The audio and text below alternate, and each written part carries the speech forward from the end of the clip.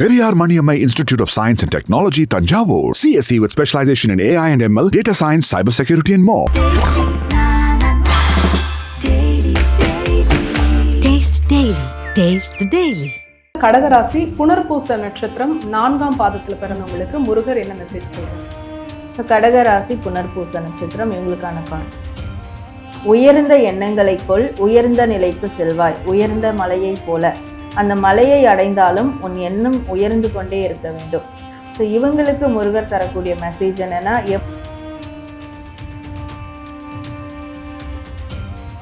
பூச நட்சத்திரம் 1, 2, 3, 4ஆம் பாதத்தில் பிறந்தவங்களை இவங்களுக்கு முருகர் என்ன மெசேஜ் கொடுக்குறாரு?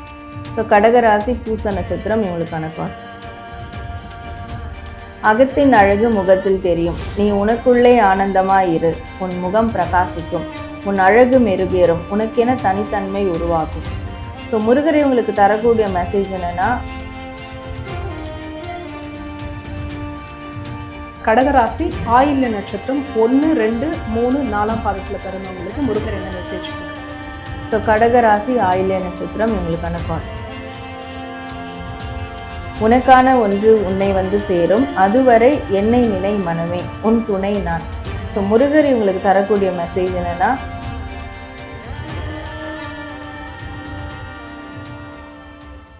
சம்மர் வந்தாச்சு. What's your plan for this holiday? எங்க கிட்ட விட்டுருங்க, நாங்க பாத்துக்கிறோம்.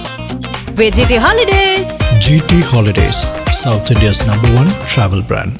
இந்த எபிசோட்ல டாரோ கார்டு ரீடிங்ல என்ன பார்க்க போறோம்னா, வைகாசி விசாகம் முருகருக்கு ரொம்பவே உகந்த தினமான இன்றைய தினம். அதாவது இந்த எபிசோட்ல என்ன தெரிஞ்சுக்க போறோம்னா, டாரோ கார்டு ரீடிங்ல வந்து வைகாசி விசாகம் வரவிருக்கு இல்லையா, முருகர் வந்து நம்ம எல்லாருக்கும் ஒரு மெசேஜ் சொல்ல காத்துட்டு இருக்காரு. 12 ராசி நேயர்களுக்கு ஒவ்வொரு நட்சத்திரக்காரங்களுக்கும் முருகர் வந்து என்ன மெசேஜ் சொல்ல போறாரு அப்படின்னு நம்ம பார்க்க போறோம். Tarot card reader, spiritual healer Sarah ma'am அவர்கள் இணைந்திருக்காங்க. நிகழ்ச்சிக்கு வரவேற்றலாம் மேம். வணக்கம். வணக்கம் சார். முருகரோட மெசேஜ் அப்படின்னும் போது எல்லாருமே ஆவலா காத்துட்டு இருப்பாங்க. ஏன்னா ஜென்ரலா நம்ம வந்து ஏஞ்சல் என்ன சொல்றாங்க அப்படின்னும் போது அதுல ஒரு இன்ட்ரெஸ்ட் இருக்கும். அதே மாதிரி முருகர் வந்து சொல்லும் போது அந்த சாமியை நம்ம கிட்ட சொல்ற மாதிரியான ஒரு விஷயம் வந்து ரொம்ப ஆசையா இருக்கும். இப்போ 12 ராசி நேர்கள் இருக்காங்க. அப்போ ஒவ்வொரு ராசிக்கும் 3 நட்சத்திரங்கள் இருக்கு. பாதம் 1ஆம் பாதம், 2ஆம் பாதம், 3ஆம் பாதம், 4ஆம் பாதம் இருக்கு. அப்படி இப்போ மேஷ ராசி அப்படின்னு எடுத்துக்கிட்டோம்னா அந்த 3 நட்சத்திரக்காரங்களுக்கும் முருகர் என்ன மெசேஜ் சொல்றாரு அப்படின்னு நம்ம பார்க்கலாமா? ஓகே, கண்டிப்பா. கடகராசி புனர்பூச நட்சத்திரம் 4ஆம் பாதத்துல பிறந்தவங்களுக்கு முருகர் என்ன மெசேஜ் சொல்றாரு? ஸோ கடகராசி புனர்பூச நட்சத்திரம் இவங்களுக்கான கார்டு.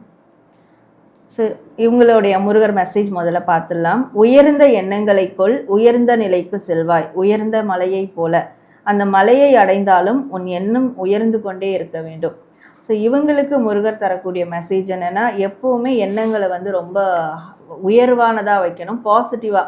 ஆஸ் யூஷுவல் பாசிட்டிவான எண்ணங்கள் இருந்தாலே எண்ணங்கள் உயர்வாக இருக்கும்.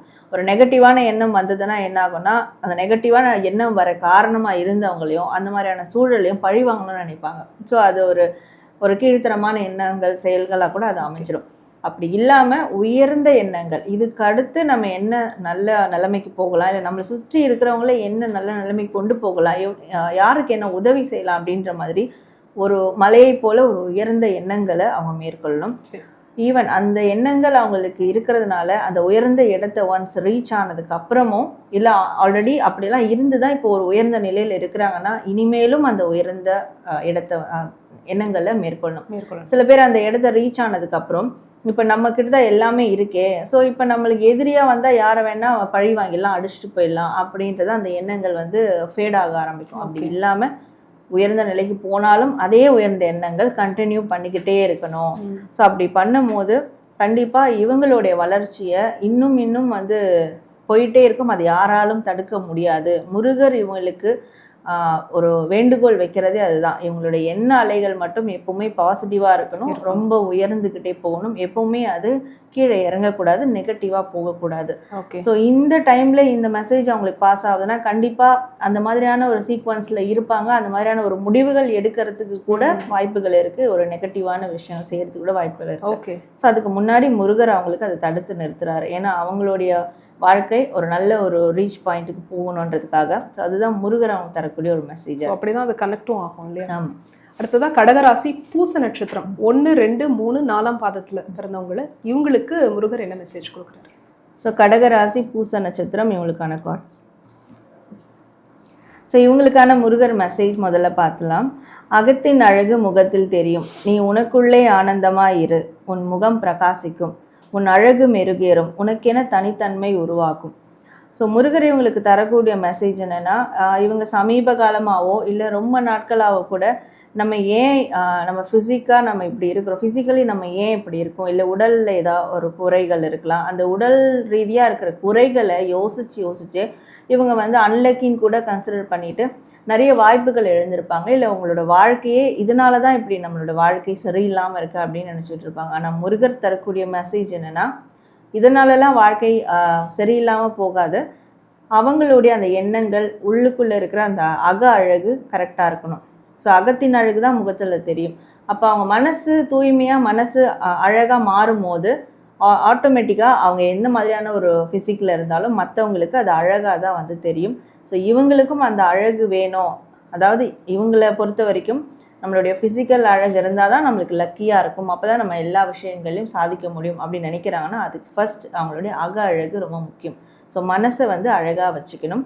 அப்படி வச்சுக்கிட்டாங்கன்னா இவங்களுக்குன்னு ஒரு தனித்தன்மை, அதாவது ஃபிசிக் எப்படி இருந்தாலும் பரவாயில்ல, இல்லை வேறு சுற்றி இருக்கிற அவுட் சைடு எப்படி இருந்தாலும் பரவாயில்ல, இவங்களுக்குன்னு ஒரு தனித்தன்மை உருவாகும்.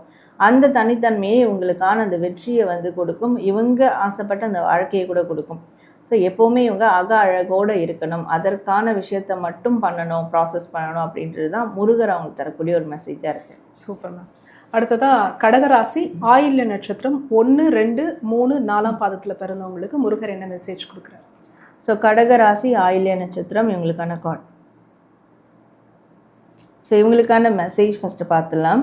உனக்கான ஒன்று உன்னை வந்து சேரும், அதுவரை என்னை நினை மனமே, உன் துணை நான். ஸோ முருகர் இவங்களுக்கு தரக்கூடிய மெசேஜ் என்னென்னா, இந்த கல்யாண ஒரு படலத்தில் இருக்கிறவங்க சரி, திருமண படலம் அதாவது அலைன்ஸ் பார்த்துட்டு இருக்கவங்க, இல்லை கல்யாணம் ஆயிட்டும் பிரிஞ்சு இருக்கிறவங்க, ஒரே வீட்டில் இருந்தாலும் பிரிஞ்சு மனதளவில் பிரிவில் வாழ்கிறவங்க, அது மட்டும் இல்லாமல் மனசுக்கு பிடிச்சவங்களை வந்து பிரிஞ்சு இருக்கிறவங்க, இல்லை அவங்களோட சேர முடியாதா அப்படின்ற ஒரு ஏக்கத்தில் இருக்கவங்க, இந்த மாதிரி யார் எந்த மாதிரியான ஒரு சூழலில் இருந்தாலுமே, இல்லை இது மட்டும் இல்லாமல் ஒரு பொருள் சார்ந்து வேற ஒரு அச்சீவ்மெண்ட் சார்ந்த விஷயங்கள்ல அவங்க லவ் பண்ணுற விஷயம் அவங்களுக்கு கிடைக்கல அப்படின்ற ஏக்கத்தில் இருக்கிறவங்களுக்கு முருகர் தரக்கூடியது அவங்களுக்கானதுன்னா அது அவங்கள கண்டிப்பாக வந்து சேரும். ஸோ அதில் எந்த ஒரு டவுட்டும் அவங்களுக்கு இருக்கக்கூடாது. ஆனால் அது வந்து சேர்ற வரைக்கும் இவங்களா போய் அதை சேஸ் பண்ணி ஃபாலோ பண்ணி வந்து எதையும் சொதப்பாமல் அவங்களுடைய துணையாக முருகரையே நினச்சிக்க சொல்கிறாரு. ஓகே.